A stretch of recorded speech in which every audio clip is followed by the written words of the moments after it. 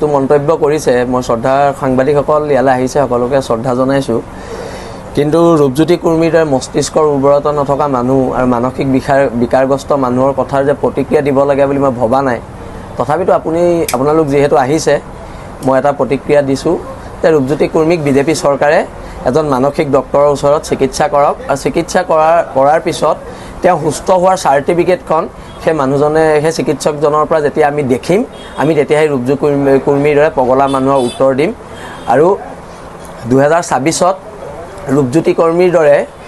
মানসিক বিকাৰগ্ৰস্ত মানুহক মৰিয়নি ৰাইজে আৰু ভোট নিদিয়ে মৰিয়নি ৰাইজে বহুবাৰ পগলা মানুহক ভোট দিলে আৰু এইবাৰ আৰু